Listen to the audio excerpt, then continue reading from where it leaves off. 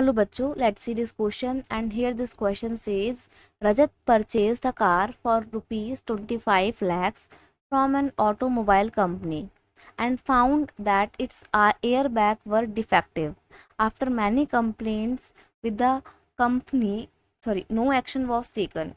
Where should he file a case. एक रजत नाम का व्यक्ति है, उसने रिसेंट में कोई कार खरीदी है। वो कार थी 25 लाख रुपए की। 25 लाख अपने आप में एक बहुत बड़ी रकम होती है। अब जब उसने गाड़ी खरीद दी उस ऑटोमोबाइल कंपनी से, तो उसने पाया कि कार का जो एयर बैग है ना, वो डिफेक्टिव है, वो खराब है। ठीक है, फिर क्या होगा आगे? अब भाई 25 लाख की गाड़ी थी तो वो कंप्लेन तो करेगा ही करेगा कि भाई एयर बैग खराब है। उसने कंप्लेन फाइल करी, लेकिन इतनी कंप्लेन फाइल कर ली, उसके बाद भी कंपनी ने कोई एक्शन नहीं लिया। अब जब कंपनी ने कोई एक्शन नहीं लिया तो फिर उसको कहाँ जाना पड़ेगा? वो कहाँ जाएगा? वो केस करेगा, वो कोर्ट जाएगा। तो कोर्ट जो है वो कंज्यूमर कोर्ट जाएगा, क्योंकि उसने कोई सामान खरीदा है। अब जो कंज्यूमर कोर्ट होते हैं वो 3 होते हैं, वो अलग अलग लेवल पे होते हैं। सबसे टॉप पे होता है आपका नेशनल लेवल का कंज्यूमर कोर्ट, जो सबसे हाईएस्ट होता है। ठीक है, नेशनल लेवल का। फिर उसके बाद आएगा आपका स्टेट लेवल का कंज्यूमर कोर्ट। फिर उसके बाद आएगा आपका डिस्ट्रिक्ट लेवल का कंज्यूमर कोर्ट। ठीक है, अब आप का जो भी केस है वो कितने रुपए तक का क्लेम करता है, इस पे डिपेंड करता है कि आप कौन से कंज्यूमर कोर्ट में जाओगे।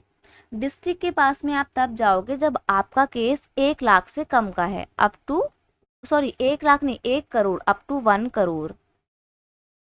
अगर आपका कोई भी केस 1 करोड़ रुपए तक का क्लेम करता है तब आप डिस्ट्रिक्ट लेवल के कंज्यूमर कोर्ट में जाओगे।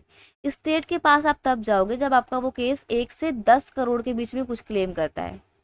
1 से ज़्यादा, 1 करोड़ से ज़्यादा लेकिन 10 लाख से कम। और नेशनल के पास आप तब जाओगे, नेशनल लेवल के कंज्यूमर कोर्ट के पास, जब आपका जो केस है वो एक्सीड करता हो किसको, या मोर देन 10 करोड़ हो।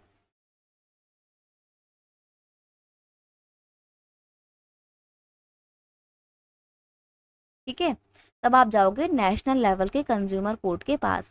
अब यहाँ पर हमारे क्वेश्चन में जो है रजत की गाड़ी कितने की थी? 25 लाख की। तो उसका जो केस है वो कितने का है? 25 लाख रुपीज तक का क्लेम करता है।